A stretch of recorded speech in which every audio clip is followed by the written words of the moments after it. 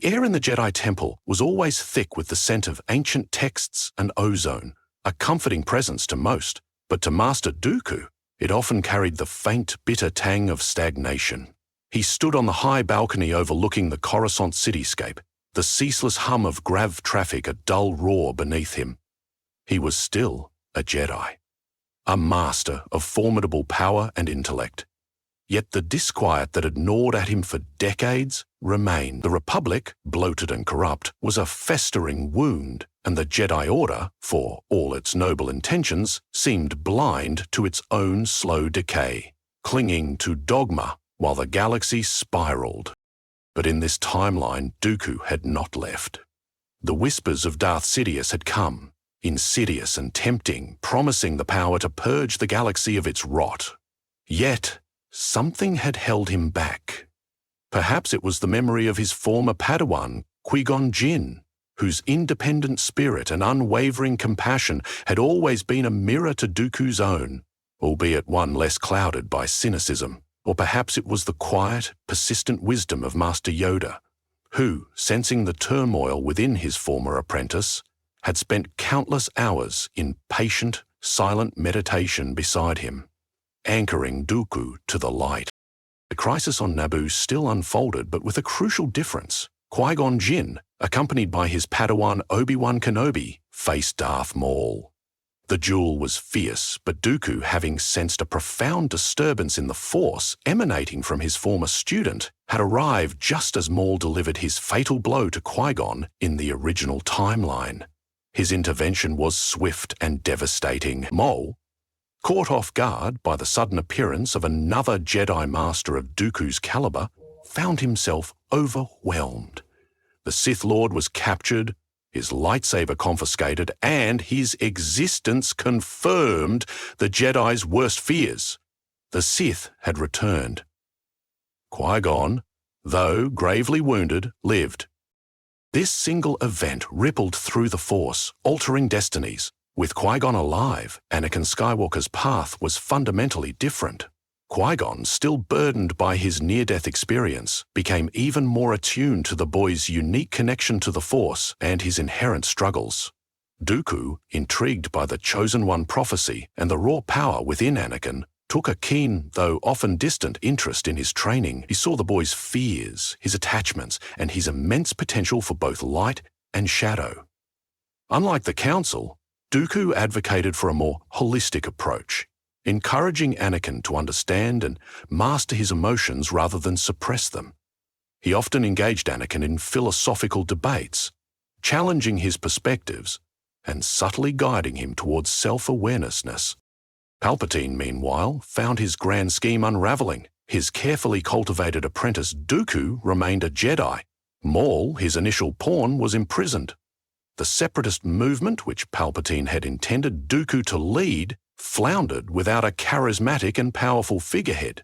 While corporate greed and systemic corruption still fueled unrest, the disparate factions lacked the unity and strategic brilliance that Dooku would have provided. The galaxy teetered on the brink of conflict, but the full-scale Clone Wars, as they were known, never ignited. Instead, there were localized skirmishes, tense diplomatic standoffs, and a growing sense of unease. Dooku, now a central figure in the Jedi Council's efforts to mediate the escalating tensions, found himself increasingly at odds with Palpatine. The Supreme Chancellor's subtle manipulations, his constant pushing for greater executive power, and his uncanny ability to inflame rather than resolve disputes began to raise Dooku's suspicions.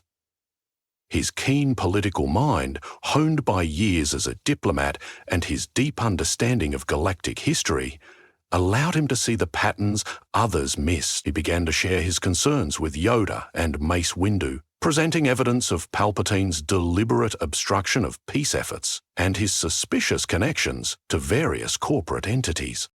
The turning point came when Dooku, with the help of a now more mature and perceptive Anakin, uncovered a hidden network of financial transactions linking Palpatine to the nascent separatist forces and, more chillingly, to the creation of the clone army on Kamino. The revelation was explosive. The Jedi Council, initially hesitant to believe such treachery from the Supreme Chancellor, could not ignore the irrefutable evidence. The confrontation was swift and decisive. Yoda, Mace Windu, Dooku, and a determined Anakin Skywalker marched to Palpatine's office. The air crackled with tension as Palpatine, cornered, finally dropped his facade, revealing himself as Darth Sidious. The ensuing duel was legendary. Sidious, for all his power, faced not just three of the Jedi Order's greatest masters, but also a young Anakin Skywalker, whose connection to the Force, unburdened by fear and doubt, was a pure conduit of the light. Dooku's mastery of Form 2, Makashi, proved invaluable in deflecting Sidious's lightning-fast attacks, while Mace Windu's Vapad channeled the dark side back at its source. Yoda's agility and wisdom kept Sidious off balance. Anakin, drawing on his immense raw power, provided crucial support, disrupting Sidious's focus. In the aftermath, the Republic was shaken to its core. With Palpatine exposed, the widespread corruption he had fostered came to light. Dooku, now seen as a visionary who had long warned of these dangers, became a key figure in the subsequent reforms. He championed a leaner, more ethical government, advocating for greater transparency and accountability. The Jedi Order, too, underwent a profound transformation. They shed some of their rigid doctrines, embracing a more active role in galactic affairs, not as generals, but as guardians of peace and justice, guided by Dooku's pragmatic wisdom and Qui-Gon's compassionate spirit. Anakin Skywalker, never falling to the dark side, grew into the powerful and wise Jedi Master he was meant to be, a beacon of hope for a galaxy finally free from the shadow of the Sith. The unbroken chain of Jedi Masters, from Yoda to Dooku to Qui-Gon to Anakin, ensured a new era of peace and prosperity, where the Force flowed in balance and the light truly prevailed. In a galaxy teetering on the brink, the path of Count Dooku diverged dramatically from the history we know. For decades, a deep disquiet had settled within the esteemed Jedi Master. He saw the Republic, once a beacon of democracy, slowly succumbing to the creeping rot of corruption and bureaucracy. He watched the Jedi Order, his beloved home, clinging to ancient dogma, seemingly blind to the decay around them, hesitant to act decisively. This frustration made him vulnerable, a fertile ground for the insidious whispers of Darth Sidious. The Sith Lord's temptations were potent, promising Dooku the power to purge the galaxy of its ills, to reshape it into something pure and orderly. Yet, in this altered timeline, something held him back from embracing the darkness. It was a subtle yet profound influence, woven from the threads of his past and present. A significant anchor was the memory of his former Padawan, Qui-Gon Jinn. Qui-Gon, with his maverick spirit and unwavering compassion, had always embodied the best of the Jedi, unafraid to challenge convention for the greater good. Dooku saw in Qui-Gon a reflection of the ideals he once held so dear, a reminder that the Force was more than just rules and regulations. It was about living truth and serving life. Qui-Gon's independent nature, so often a source of friction with the Council, resonated deeply with Dooku's own desire for change. Equally crucial was the quiet, persistent wisdom of Master Yoda. Yoda, sensing the profound turmoil within his former apprentice, did not confront Dooku with accusations or demands. Instead, he simply was there. He spent countless hours in patient, silent meditation beside Dooku, a comforting, anchoring presence. Yoda's profound understanding of the Force and his deep connection to the light acted as a subtle counterpull to Sidious's dark allure, gently guiding Dooku away from the precipice.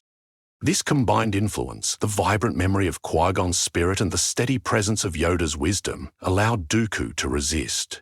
He chose to remain a Jedi, not out of blind obedience, but with a renewed, albeit fragile, hope that he could instigate change from within. He continued to be a respected, yet critical voice on the Jedi Council, often challenging their traditional views and advocating for a more proactive stance against the Republic's growing corruption. His presence, formidable and unwavering, became a crucial bulwark against the encroaching shadow. A crisis on Naboo, in this altered reality, still unfolded with all its perilous intensity. Qui-Gon Jinn, accompanied by his earnest Padawan Obi-Wan Kenobi, found themselves locked in a desperate struggle against the menacing Sith Lord Darth Maul. The hum of lightsabers echoed through the generator complex, a symphony of deadly intent. Maul, a whirlwind of red and black, pressed his attack with relentless ferocity, his double-bladed saber a blur of lethal energy. In the original timeline, this was the moment of Qui-Gon's tragic fall. But the Force, in its infinite complexity, had shifted. Master Dooku, still a Jedi and deeply attuned to the currents of the Force, had felt a profound disturbance emanating from his former student. It was a premonition, a sudden, sharp chill that cut through the usual hum of Coruscant. Trusting his instincts, Dooku had moved with a speed and determination that belied his years, arriving on Naboo just as Maul was about to deliver the fatal blow. His intervention was swift and utterly devastating. With a powerful leap, Dooku landed between Qui-Gon and Maul, his curved hilt igniting a crimson blade that met Maul's own with a resounding clash. The sudden appearance of another Jedi Master of Dooku's formidable caliber, a practitioner of the elegant and precise Form 2, Makashi, caught Maul completely off guard. The Zabrak Sith Lord, accustomed to dominating his opponents, found himself overwhelmed by the combined might and unexpected tactics of two Jedi Masters. Dooku's precise parries and counterattacks, combined with Qui-Gon's renewed, albeit wounded, efforts, quickly turned the tide. Maul, his movements becoming increasingly desperate, was disarmed with a flick of Dooku's wrist, his unique lightsaber sent skittering across the metallic floor. Before he could recover, Dooku's force grip held him fast, rendering him immobile. The Sith Lord was captured, his existence confirming the Jedi's gravest fears. The Sith had indeed returned from the shadows. Qui-Gon, though gravely wounded by Maul's earlier assault, lived. His survival was a monumental shift, a ripple that would profoundly alter the destiny of the galaxy and, most immediately, the young boy he had discovered on Tatooine. With Qui-Gon Jinn alive, the destiny of young Anakin Skywalker was fundamentally reshaped. Qui-Gon, having stared death in the face and survived, emerged from the ordeal with an even deeper understanding of the living Force and a heightened sensitivity to its subtle currents. This profound experience made him uniquely attuned to Anakin's extraordinary connection to the Force, but also to the boy's inherent struggles with fear, attachment, and his powerful emotions. Unlike the more rigid members of the Jedi Council, Qui-Gon understood that Anakin could not be forced into a conventional mold. He fostered Anakin's natural curiosity and encouraged him to explore his unique abilities, always emphasizing the importance of selfless service and living in the moment. Adding another crucial layer to Anakin's development was the keen, albeit often distant, interest of Master Dooku. Intrigued by the Chosen One prophecy and the sheer raw power emanating from the boy, Dooku observed Anakin's training with a critical eye. He saw the same fears and attachments that troubled the Council, but also the immense potential for both light and shadow within him.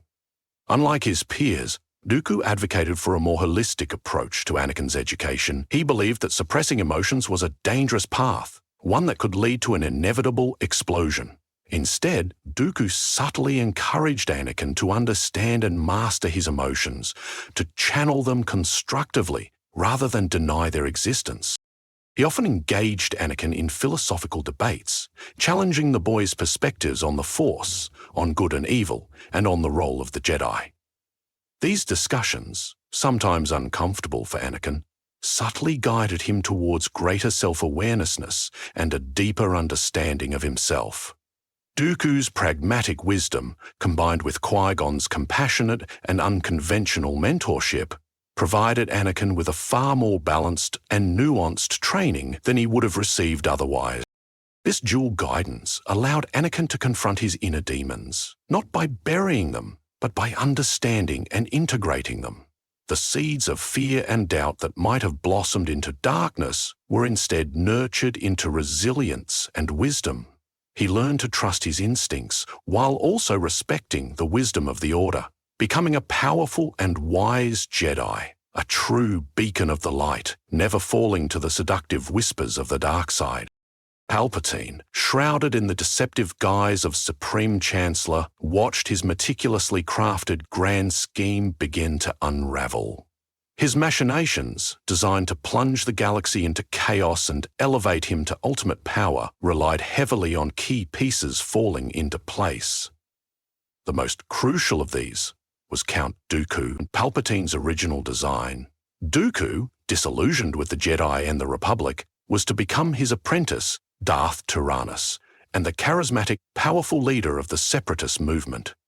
This was the engine that would drive the galaxy to war, eroding democracy and paving the way for his Sith Empire. But in this altered reality, Dooku remained a Jedi. The whispers of the dark side, so potent and alluring, had failed to fully corrupt him. This single pivotal choice by Dooku sent shockwaves through Palpatine's carefully laid plans. Without a figure of Dooku's stature, intellect, and mastery of the Force to lead them, the disparate Separatist factions lacked the unity, strategic brilliance, and sheer force of will necessary to coalesce into a truly formidable threat. Furthermore, Palpatine's initial pawn Darth Maul had been captured on Naboo, not slain. This meant his first attempt at revealing the Sith and provoking a conflict had backfired spectacularly, leaving him without a direct instrument of chaos. The public confirmation of the Sith's return, while alarming, didn't have the immediate galvanizing effect of a full-scale war. The galaxy still simmered with discontent. Corporate greed and systemic corruption continued to fuel unrest on countless worlds, and many systems harbored legitimate grievances against the bloated Republic. These issues provided fertile ground for rebellion. But without Dooku's strategic mind and his ability to rally diverse groups under a single banner, the Separatist forces remained fragmented and largely uncoordinated. They were a nuisance, a collection of localized skirmishes and tense diplomatic standoffs, rather than the unified, galaxy-spanning army Palpatine needed to truly ignite the Clone Wars. His carefully orchestrated conflict, meant to consolidate his power, simply refused to fully ignite, leaving him to manipulate from the shadows with far less leverage. The galaxy, though still rife with discontent, never fully plunged into the cataclysmic conflict known as the Clone Wars. This pivotal difference stemmed directly from the absence of Count Dooku at the helm of the Separatist movement. In the original timeline, Dooku, as Darth Tyrannus, provided the charismatic leadership, the strategic genius, and the formidable force power necessary to unite disparate systems and corporate entities under a single, menacing banner. He was the orchestrator, the public face, and the military mind that transformed a collection of grievances into a cohesive, galaxy-spanning rebellion. Without Dooku, the Separatist movement remained fractured and largely uncoordinated. While corporate greed, systemic corruption, and genuine complaints against the Republic still fueled unrest on countless worlds, these factions lacked a central unifying figure. There was no one to bridge the ideological divides between the Trade Federation, the Techno-Union, the Banking Clan, and the various systems clamoring for independence. Each entity pursued its own agenda, often with conflicting interests, leading to a disorganized and inefficient opposition. Instead of grand, galaxy-wide campaigns, the conflicts that erupted were primarily localized skirmishes. Planets with strong grievances might secede, leading to tense standoffs with Republic forces, or small-scale battles over resources and trade routes. These were often resolved through protracted diplomatic negotiations, sometimes breaking down into brief, intense firefights, but rarely escalating into prolonged planet-wide sieges. The Republic, though still struggling with its own internal issues, was not stretched to its breaking point by a unified, well-equipped enemy. Palpatine, the architect of the coming war, found his carefully laid plans severely hampered. He had intended Dooku to be the catalyst, the figurehead who would provoke the Republic into creating a clone army and then lead the Separatists in a devastating war that would consolidate his power. Without Dooku, the Separatist threat remained a simmering pot, not a boiling cauldron. Palpatine's manipulations continued, pushing for greater executive power and trying to inflame tensions. But the lack of a unified, formidable enemy meant his efforts yielded far less leverage. The galaxy teetered on the brink, but the full-scale, devastating clone wars, as history recorded them, never ignited, sparing countless lives and fundamentally altering the course of galactic events. Dooku, still a Jedi Master, and now a central figure in the Jedi Council's increasingly desperate efforts to mediate the escalating tensions across the galaxy, found himself in a constant, subtle clash with Supreme Chancellor Palpatine. The Chancellor's public pronouncements often spoke of peace and resolution, yet his actions consistently seemed to inflame rather than soothe disputes. Dooku, with his sharp intellect and years of experience as a diplomat before rejoining the Jedi full-time, began to notice a disturbing pattern. Palpatine's constant pushing for greater executive power, always framed as necessary for security or efficiency, raised Dooku's hackles. He observed how the Chancellor subtly manipulated debates in the Senate, steering them away from genuine compromise and towards greater division. Every crisis, no matter how small, seemed to be exploited by Palpatine to justify increased authority for his office. Dooku's keen political mind, honed by decades of navigating galactic politics and his deep understanding of historical precedents, allowed him to see the insidious machinations that others, blinded by Palpatine's charismatic facade, simply missed. He recalled the lessons of ancient republics, how power, once consolidated, was rarely relinquished. He saw the echoes of past tyrants in Palpatine's rhetoric, the slow erosion of democratic principles under the guise of necessity. The Chancellor's uncanny ability to exacerbate rather than resolve disputes, his suspicious connections to various corporate entities that seemed to profit from instability, all added to Dooku's growing unease. It wasn't just a feeling. It was a logical deduction based on observable facts and historical patterns. Dooku understood that to confront such a powerful figure, he needed more than suspicion.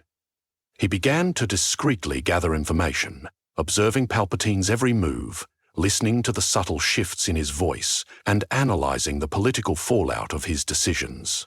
He started to share his mounting concerns, not with accusations, but with carefully presented observations, to Master Yoda and Master Mace Windu. He highlighted Palpatine's deliberate obstruction of peace efforts and his questionable associations, planting seeds of doubt in the minds of the Jedi Order's most senior members. This quiet, persistent vigilance was the first crack in Sidious's impenetrable shield. The turning point in the galaxy's fate arrived, not with a grand battle, but with a quiet, meticulous investigation. Master Dooku, his suspicions about Supreme Chancellor Palpatine growing ever stronger, had been discreetly compiling observations and anomalies. He knew that to truly expose the Chancellor, he needed irrefutable proof, something that even the most trusting members of the Jedi Council could not dismiss. It was here that the unique talents of a more mature and perceptive Anakin Skywalker proved invaluable. Unburdened by the dark side's influence, Anakin's intuitive connection to the Force and his innate understanding of technology and systems allowed him to see patterns and connections that others might miss. Dooku, recognizing Anakin's extraordinary potential and his sharp mind, subtly enlisted his help, framing it as a joint inquiry into galactic corruption. Together, they delved into the shadowy financial networks that crisscross the Republic. Anakin's knack for slicing into encrypted data streams and Dooku's encyclopedic knowledge of galactic commerce and political dealings formed a formidable partnership. They uncovered a hidden network of financial transactions, a labyrinthine web of credits flowing from seemingly legitimate corporate fronts directly into the coffers of the burgeoning separatist forces. The sheer scale and complexity of these transfers pointed to a single, powerful orchestrator. But the most chilling discovery came when their investigation led them to Kamino. The financial trails, obscured and rerouted through countless shell corporations, ultimately connected Palpatine's inner circle to the very creation and funding of the clone army. The revelation was explosive. The Supreme Chancellor, the supposed defender of the Republic, was not only secretly funding the very forces threatening to tear the galaxy apart, but was also behind the creation of the Republic's own military. The implications were staggering. A betrayal on a galactic scale. The evidence, painstakingly gathered and meticulously cross-referenced, was presented to the Jedi Council. Initially, there was hesitation, a deep-seated reluctance to believe such treachery from the head of the Republic. But Dooku's calm presentation, backed by Anakin's clear and concise explanations of the data, left no room for doubt. The irrefutable proof laid bare before them shattered any remaining illusions. Palpatine was not merely corrupt, he was Darth Sidious, the hidden Sith Lord, orchestrating both sides of a fabricated conflict. The truth, once revealed, sent a tremor through the very foundations of the Jedi Order. The moment of truth arrived with an almost palpable tension. Yoda, his small frame radiating immense power, led the way, followed by the formidable Mace Windu, the pragmatic Count Dooku, and a determined Anakin Skywalker. Their destination, Supreme Chancellor Palpatine's opulent office, the very heart of galactic power. The air in the antechamber crackled with an unspoken charge, a premonition of the cataclysm to come. As the four Jedi entered, Palpatine, cornered by the irrefutable evidence Dooku and Anakin had uncovered, finally dropped his carefully constructed facade. The benevolent Chancellor melted away, replaced by the chilling visage of Darth Sidious. His eyes, once seemingly kind, now burned with a malevolent yellow, and his voice, previously soothing, became a guttural rasp, thick with the power of the dark side. The revelation was stark, terrifying, and yet, for the Jedi, a confirmation of their gravest fears. The ensuing duel was not just a clash of lightsabers, but a monumental struggle between the light and the encroaching darkness. Sidious, for all his mastery of the dark side, found himself facing an unprecedented challenge. He was confronted not by a fragmented Jedi Order, but by a united front of its greatest living masters. Dooku's mastery of Form 2 Makashi proved invaluable. His elegant, precise movements and perfect defense allowed him to deflect Sidious's lightning-fast attacks with minimal effort, creating openings for his allies. Mace Windu, wielding the dangerous Vapad, channeled the very essence of the dark side back at its source, his purple blade a relentless assault that pushed Sidious to his limits. Yoda, with his legendary agility and profound wisdom, danced around Sidious's furious attacks, his green blade a blur, keeping the Sith Lord off balance and preventing him from gaining any decisive advantage. Crucially, a young Anakin Skywalker, whose connection to the Force was now unburdened by fear and doubt, was a pure conduit of the light. His immense raw power, focused and directed, provided crucial support. He anticipated Sidious's moves, disrupted his focus with powerful force pushes, and protected his fellow Jedi from unexpected strikes. The combined might, diverse fighting styles, and unwavering unity of these four Jedi proved too much for even Darth Sidious. The battle was arduous, a grueling test of skill and will, but the unified front of the Jedi prevailed. Darth Sidious was defeated. His reign of terror ended before it could truly begin, sparing the galaxy from the devastation of his dark empire. The defeat and exposure of Palpatine sent shockwaves throughout the Galactic Republic. The sheer scale of his treachery, the revelation that the Supreme Chancellor himself was a Sith Lord who had orchestrated conflict for his own gain, shattered public trust and plunged the government into a profound crisis of legitimacy. The widespread corruption he had fostered, the backroom deals, the influence peddling, and the deliberate weakening of democratic institutions all came to light in a cascading series of investigations. The galaxy, having narrowly avoided a full-blown war, now faced the daunting task of rebuilding its foundations. In this tumultuous period, Count Dooku, once viewed with suspicion by some for his critical stance, emerged as a pivotal figure. His long-standing warnings about the Republic's decay, once dismissed as cynicism, were now seen as prophetic. He had been right all along. With his reputation restored and his wisdom undeniable, Dooku became a key architect of the subsequent reforms. He wasn't interested in seizing power, but in ensuring the Republic could truly serve its citizens. Dooku championed a vision for a leaner, more ethical government. He advocated tirelessly for greater transparency in political dealings, pushing for public disclosure of financial transactions and lobbying efforts.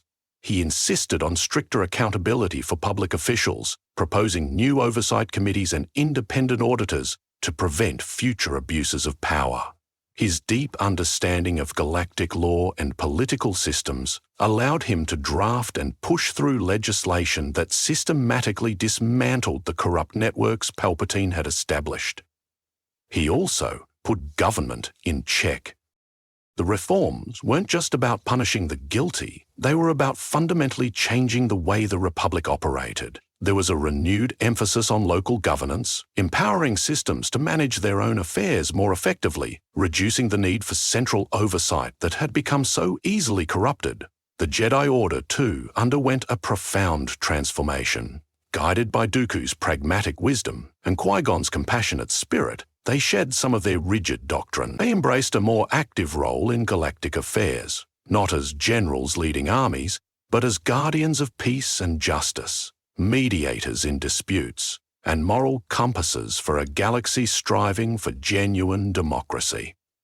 The Republic, though scarred, began to heal, forging a new path towards a more just and equitable future. The defeat of Darth Sidious, swift and decisive, ushered in an unprecedented era for the galaxy. The shadow that had loomed for centuries, manipulated by the Sith Lord from behind the scenes, was finally lifted before it could fully consume the light. With Palpatine exposed and his network of corruption dismantled, the Republic, though shaken to its core, began a profound process of healing and renewal.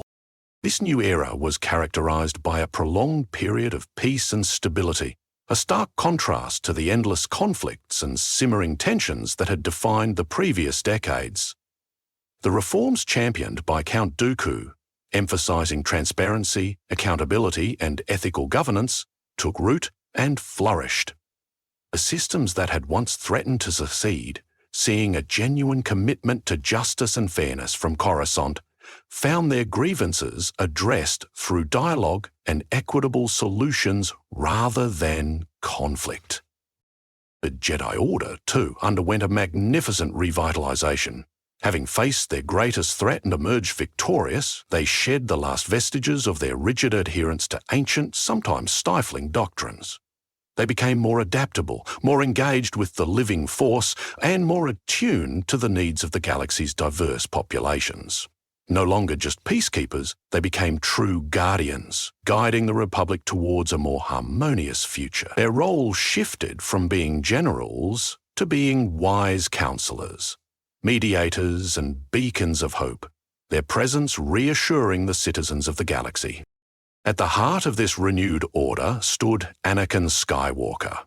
Never having fallen to the dark side, guided by the wisdom of Qui-Gon Jinn and the pragmatic insights of Master Dooku, Anakin grew into the powerful, wise, and compassionate Jedi Master he was always meant to be. He was not the tragic figure of prophecy, but its glorious fulfillment, a true chosen one who brought balance to the Force by embracing the light fully. His immense power was tempered by empathy, his passion by discipline, making him a beloved and respected figure across the stars. The unbroken chain of Jedi Masters, from Yoda to Dooku to Qui-Gon and finally to Anakin, ensured that the Force flowed in a state of delicate balance. The galaxy, finally free from the insidious influence of the Sith, could breathe again, looking forward to a future of prosperity and genuine peace, illuminated by the unwavering light of the Jedi.